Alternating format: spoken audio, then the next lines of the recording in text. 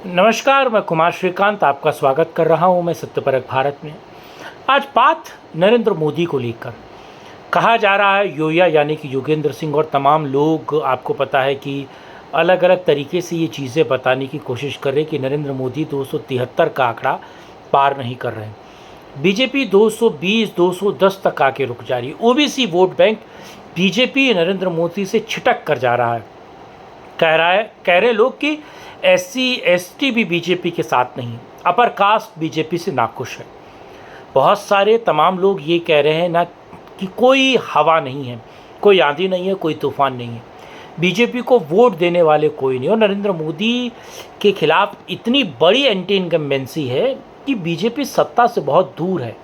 आज इस बात की पड़ताल करेंगे कि आखिर नरेंद्र मोदी का वोट बैंक कौन है। नरेंद्र मोदी क्या SC ST वोट बैंक को लेकर चलते हैं, क्या OBC को लेकर चलते हैं, क्या सवर्ण वोट बैंक को लेकर नरेंद्र मोदी चलते हैं, या नरेंद्र मोदी के पास वोट देने के लिए किस वोट बैंक को वो टारगेट करते हैं, और कौन सा वोट बैंक नरेंद्र मोदी के साथ एक साथ खड़ा है, जिसको लगता है कि नरेंद्र मोदी अगर इस देश के PM रहेंगे तो इस देश में बहुत कुछ होगा।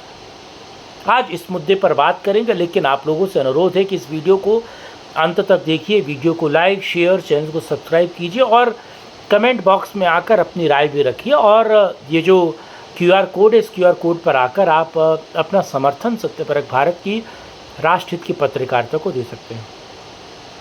खैर, बहरहाल चलिए वीडियो शुरू करते हैं। आपको पता है, कहा जाता है कि नरेंद्र मोदी OBC ब्लॉक से आते हैं, यानी कि नरेंद्र मोदी OBC के नेता हैं। इसीलिए नरेंद्र मोदी बहुत बड़े पैमाने पर इस देश में अपने आप को स्थापित करते हैं।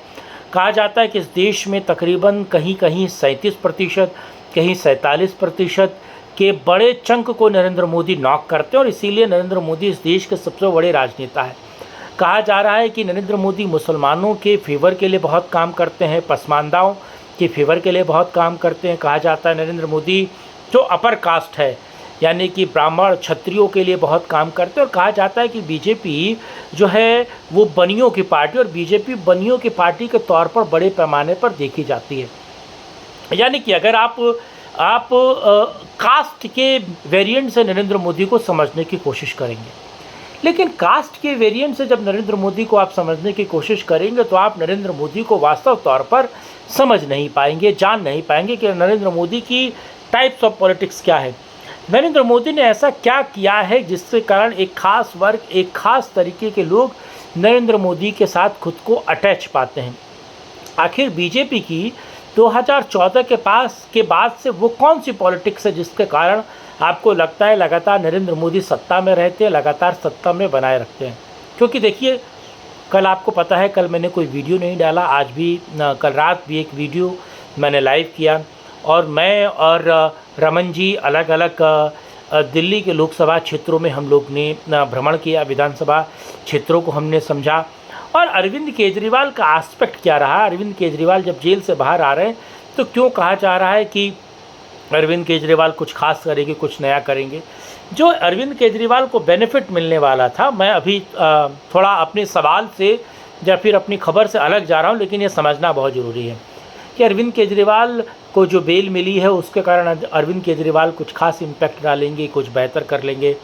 अरविंद केजरीवाल ने 2 रैली भी की हैं और आज रोड शो भी है उनका, लेकिन अरविंद केजरीवाल के जो सिंपैथी वेव था वो 25 तारीख तक आते आते डाउन हो जाएगा। अरविंद केजरीवाल का एक फिनोमेना चल रहा था, वो कहीं ना कहीं डाउन हो जाएगा। तो अरविंद केजरीवाल को लेकर मैंने कल रात 10 बजे के लाइव में जो कुछ बात की और जो बताया कि बीजेपी 273 के प्लस जा रही है कि नहीं जा रही है, उस वीडियो को ज़रूर देखिएगा। बहुत कुछ उसमें बहुत सारगर्भित है, कल रात के वीडियो को देखिएगा। बहरहाल, आज नरेंद्र मोदी का वोट बैंक क्या है। नरेंद्र मोदी का वोट बैंक इस देश की आधी आबादी है। आधी आबादी का मतलब है इस देश की महिलाएं, इस देश की वो महिलाएं जिसको नरेंद्र मोदी ने सशक्त किया है। क्या कुछ किया है पिछले 10 सालों में, उस पर तो मैं बात करूंगा, लेकिन वो आधी आबादी अगर नरेंद्र मोदी के साथ एक मुश्त खड़ी है, एक तरीके से खड़ी है और एक साथ खड़ी है, तो उसके पीछे क्या कुछ कारण है, क्या ऐसी योजना है, उसको समझाने की कोशिश करूँगा। सबसे पहले महत्वपूर्ण, आपको पता है कि राशन, ये केंद्र सरकार राशन दे रही है, यानी कि जो लोग के पास खाने का नहीं है, कहीं ना कहीं नरेंद्र मोदी उन लोगों तक राशन के तौर पर चावल, गेहूं, चीनी, केरोसिन और तमाम तरह की चीज़ें पहुंचा रहे हैं। तो एक वो ले कौन रहा है, यानी कि घर का रसोई या किचन किसके हाथ में है? महिलाओं के हाथ में है।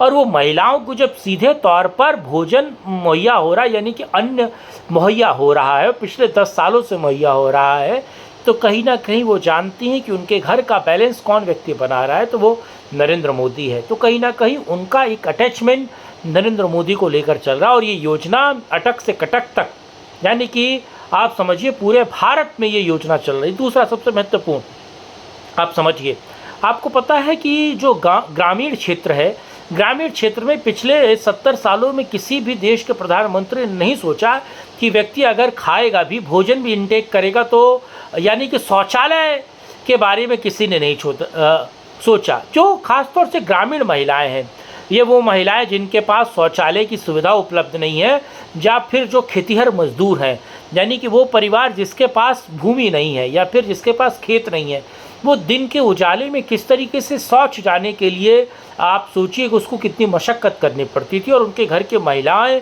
अगर शादी होती थी और वो उस घर में आ रही हैं, तो आप सोचिए उसको कैसे उसको मैनेज करना पड़ता था। वो पूरे दिन अगर वो शौच नहीं जा पा रही हैं, तो वो किस तरीके से वो उसको एक शर्मिंदगी का कहीं ना कहीं फेस उसका वो उठानी पड़ती थी। और पुरुष तो कहीं भी जा सकता है, लेकिन महिलाओं के लिए जो इज्जत घर यानी कि शौचालय का निर्माण जो नरेंद्र मोदी ने करवाया, और वो शौचालय का पैसा सीधे महिलाओं के अकाउंट में डालने का काम जो नरेंद्र मोदी ने किया, वो बड़े क्रांतिकारी योजना है जो इस देश में नरेंद्र मोदी का वोट बैंक बनाती है।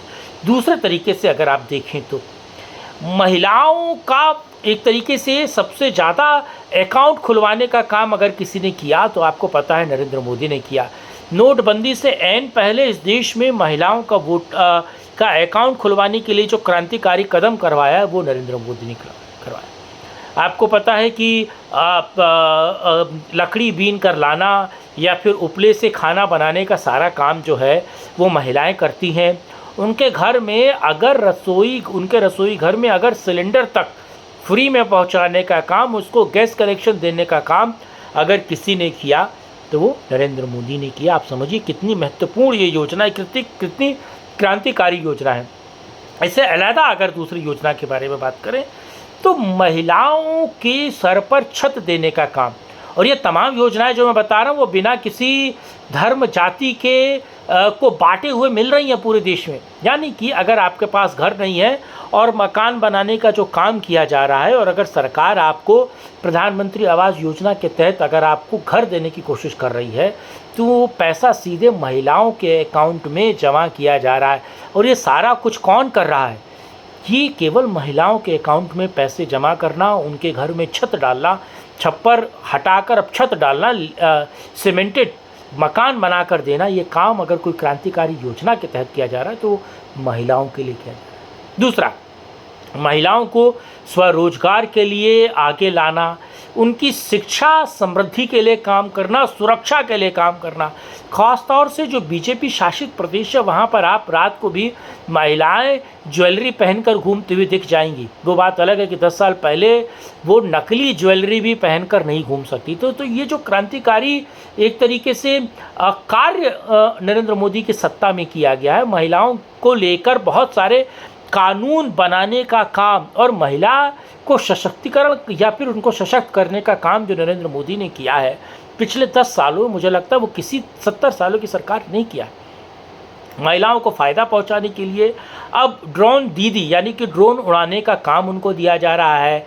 उनको स्किल डेवलपमेंट में बहुत स्वरोजगार दिया जा रहा है, सिलाई मशीन और उनके हाथ में कौशल देने का जो काम किया जा रहा है पिछले 10 सालों में, मुझे लगता है 70 साल में किसी भी व्यक्ति ने नहीं किया। इसीलिए नरेंद्र मोदी से सीधे अटैच होती है महिलाएं, और सबसे बड़े वोट बैंक के तौर पर महिलाएं सीधे नरेंद्र मोदी से जुड़ती हैं। इसीलिए 2017 से 2019 2024 का समय आ गया, लेकिन महिलाएं एक बड़े पैमाने पर एक तरीके से संगठित होकर अगर नरेंद्र मोदी के साथ आ रही है, नरेंद्र मोदी को वोट दे रही हैं, तो ये जो अंडर करंट की बात की जा रही है, यानी कि वो ऐसी हवा या ऐसी तूफ़ानी हवा या फिर एक ऐसी अंडर करंट की बात की जा रही है, तो वो यही है। यानी कि हर जाति, हर मजहब, हर धर्म से अलग उठकर अगर सबको एक साथ खड़ा करना और अपने साथ जोड़ने का काम जो पिछले 10 सालों में नरेंद्र मोदी ने किया है, मुझे लगता है कि वो किसी और प्रधानमंत्री और किसी और राजनेता ने नहीं किया है। तो एक जो लाभार्थी वर्ग और लाभार्थियों में खास तौर से महिलाओं को साथ इकट्ठा करने का काम जो कौशल नरेंद्र मोदी दिखा पाए, मुझे लगता है वो किसी और प्रधानमंत्री नहीं दिखाए।